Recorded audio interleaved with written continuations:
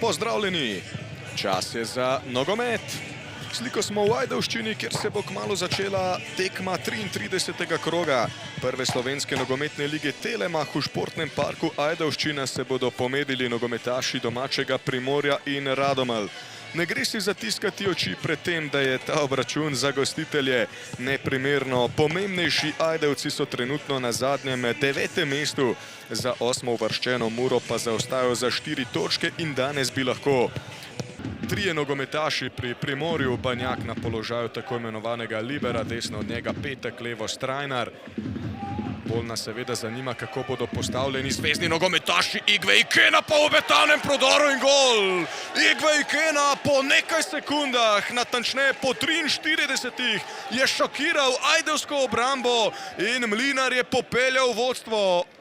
Padajo delnice sinov Burje po obstanku v prvi ligi. Igve Ikena pa do svojega prvenca med slovensko elito tako je postal 14. strelec Radomelj v tem tekmovanju. Zadetek pa posvetil Žanu Žalerju, ki je na tekmi proti Grossuplu na žalost utrpel zelo hudo poškodbo kolena in bo manjkal vse do drugega koledarskega leta, kot je nenazadnje pred začetkom srečanja razkril tudi. Ko so sezono sklenili s 43 točkami. Demirovič na desno. Mirko Mutavčič, tudi Petega je spremljal Demirovič. Demirovič, vratnica in tudi tega ni izkoristil Sandro Jovanovič. Krasna priložnost zdaj za Ajdovce. Najprej vratnica, potem pa še zelo obetaven položaj za Sandra Jovanoviča. Radomlje je zapustil tudi Moses Barnabas pred kratkim. Nikola Jojić, Anžel! No, to pa je bila izvrstna obramba Mohoroviča. Tudi, če do nje ne bi prišlo, pa kaj bistvenega. Ficko, Jermol, Bešir, Žan Bešir do strela, brani Samo Pridgar. Kot bo za Primorje. Dober odgovor po prejetem golu. Znova prisvojil Matej Mamić. Graonič, Borna Graonič, pred vrata, dobra podaja, Mežnar prenizek, potem pa še en strel. Nikola Jojić je sprožil. Pogačar, Gnjatič, Anžel.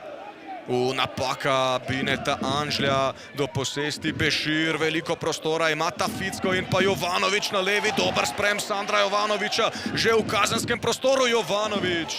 Ficko in Kadrič sta bila v 16-metrskem prostoru tik pred vrati Pridgarja. Nekaj lepe kombinatorike, Mirko Mutavčič na Jona Ficka, ki ima znova nekaj več prostora. Ficko, priložnost tu, mislim, da je Jovanovič celo preprečil gol, pa na to pregola še Elijan Demirovič. Klemenčič na desno, Demirovič, Muriljo, dober sprem Murilja, Haris Kadrič se bori in tu je gol! Izenačenje, Haris Kadrič! 47. minuta, pa smo na izhodišču. Kadrič do svojega 5. gola v tej sezoni, do 10. statistične dobrine. Aleksandar Matkovič kaže nogometašem Radomelj, da bo vse skupaj preveril, toda zdi se, da ni bilo nobene napake pri gradnji tega napada. Gnjatič išče pravico pri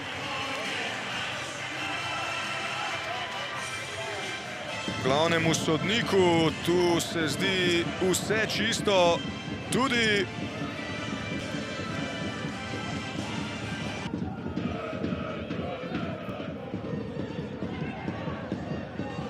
dobra podaja Kantužra, Igve Ikena z podobnega položaja zadev v prvem polčasu, blizu tudi tokrat, ampak vendarle mimo leve vratnice Mohoroviča. Graonič, Pogačar, Andrej Pogačar opaža manjšo vrzel v obrambnem bloku Primorja, pa Mamić, dobra podaja, odbijajo Ajdovci. Žoga pa ostaja v posesti za goste. Vstopili smo v zadnjo tretjino te tekme. In gre na ogled posnetka Aleksandar Matkovič, kar pomeni, da bo to najbrž 11-metrovka za Radomlje. Poglejmo zdaj.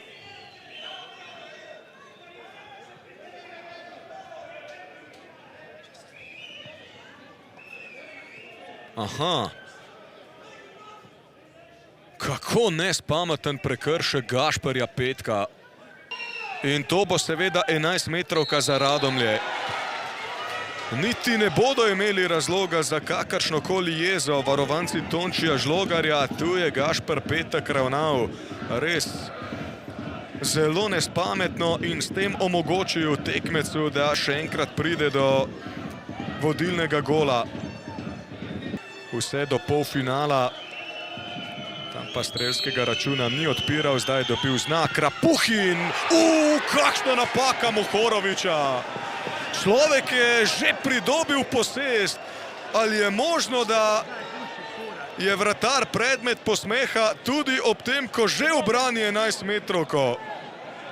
To je nekje na meji med avtogolom in zadetkom Krapuhina, kajti Mohorovič je skoraj da že pridobil posest. Na to pa si žogo preprosto vrgel v svojo mrežo in Radomlje znova vodijo. Takoj menjava Tončija Žlogarja, pritiska na gumb za paniko. Demirovič in Sandro Jovanovič se postavljata odslej v igri, Niko Rak in Matic Zavnik.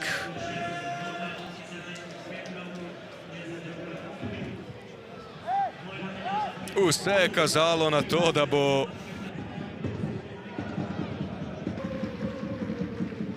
Petek, Strajnar.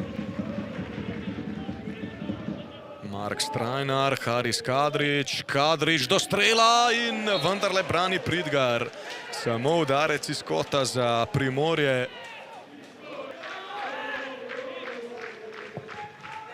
Zavnik, Kadrič znova. Igro z roko zahtevajo v taboru Primorja ali pa vendarle zgolj udarec iz kota. Bomo videli, v tem času je tako ali tako težko vedeti, kaj roka je in kaj ni. Aha, no tale posnetek pa zadeve vendarle prikazuje v malce drugačni luči, ampak vseeno, no, stroga odločitev, 11-metrovka pa za Primorje. Zanimive zadeve za sodniški pogled. Bo pa to torej kazenski strel za Primorje. Haris Kadrič, zanesljivo. 2-2, 79. minuta. Haris Kadrič do svojega drugega gola na tem obračunu znova je poskrbel za to, da smo na izhodišču in še bo možnost za Ajdovce, da se prigrebejo do popolnega preobrata.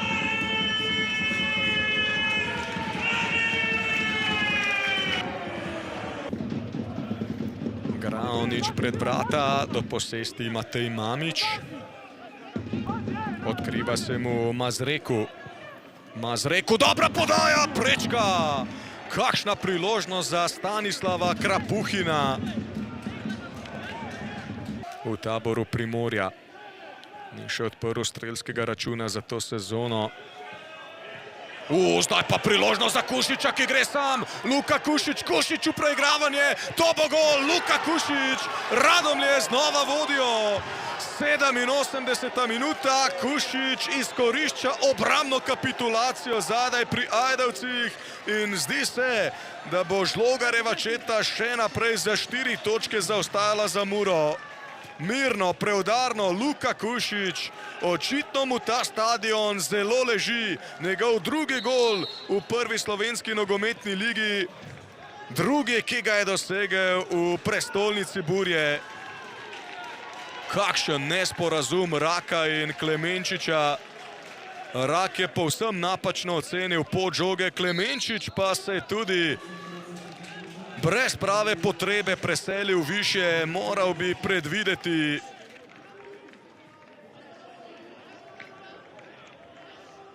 Niko Rak. Zavnik. Gulič. Ni korak, priložnost za Ficka! Murillo! Kaj vse so danes zapravili ajdovci? Najprej Ficko, na to Murillo, ampak ob vseh teh odbitkih se nogometaši nagnejo preveč nazaj in žogo pošljajo kilometre proč.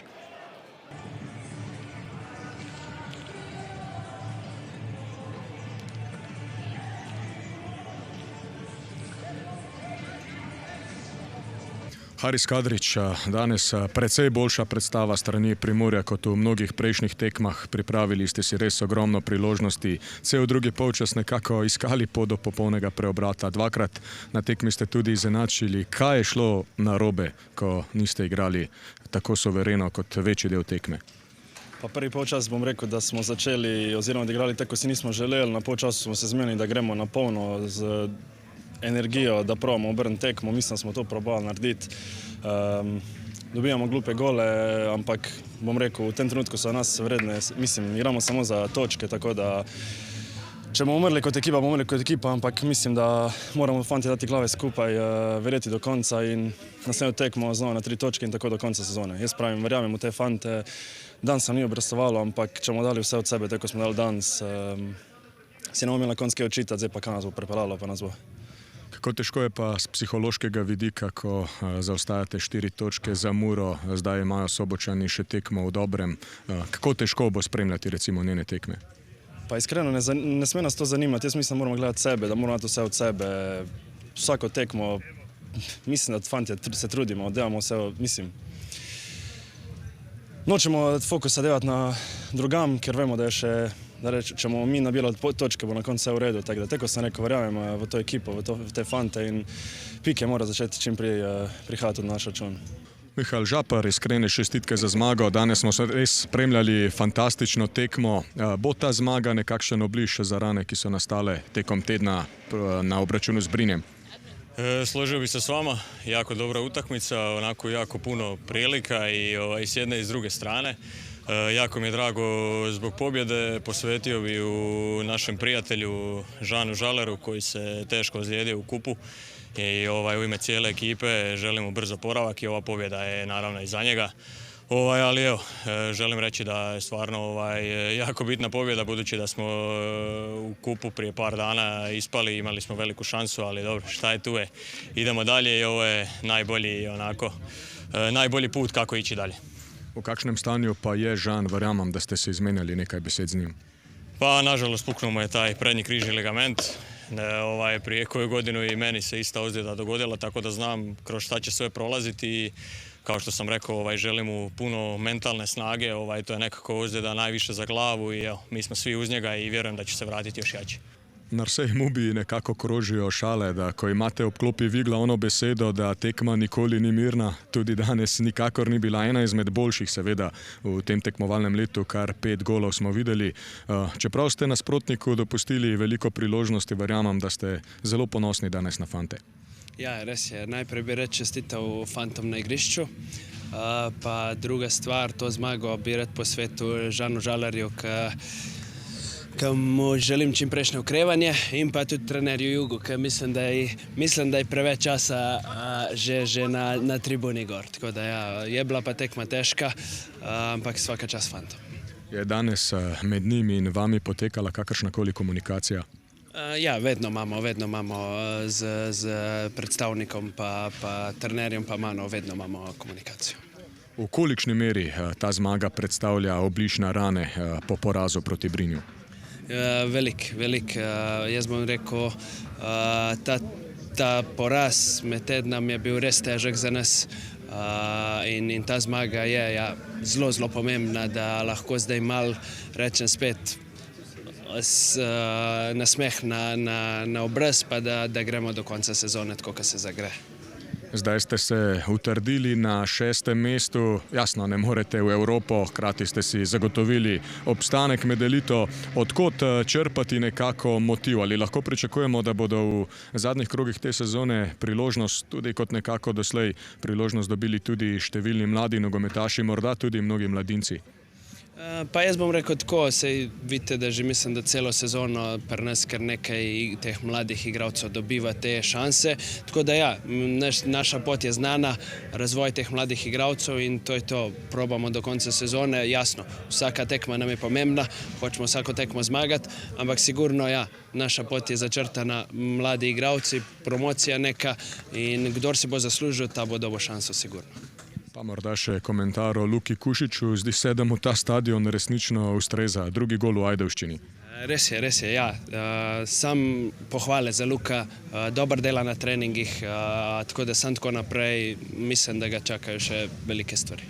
Tonči Žlogar, če bi potegnili črto skozi to tekmo, bi zlahka ugotovili, da vaš poraz ni bil zaslužen, ustvarili ste si ogromno priložnosti, bili nekako ves čas napadalno bolj ambiciozni od nasprotnika, ampak številne napake so vas danes oddaljile od cilja. Kaj reči? Težko kaj reče. Mi smo prvi polčas smo v bistvu podarili nasprotniku, bili premalo agresivni, preveč nervozni.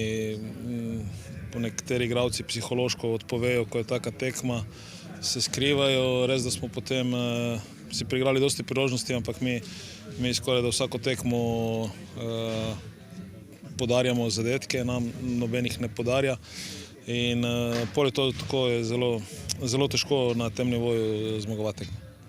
Haris Kadrić je nekako dejal nekaj v smislu, da morajo soigralci glave ohraniti skupaj, da je po njegovem mnenju boj za to 8. mesto še vedno odprt. Verjamem, da podobno razmišljate tudi vi.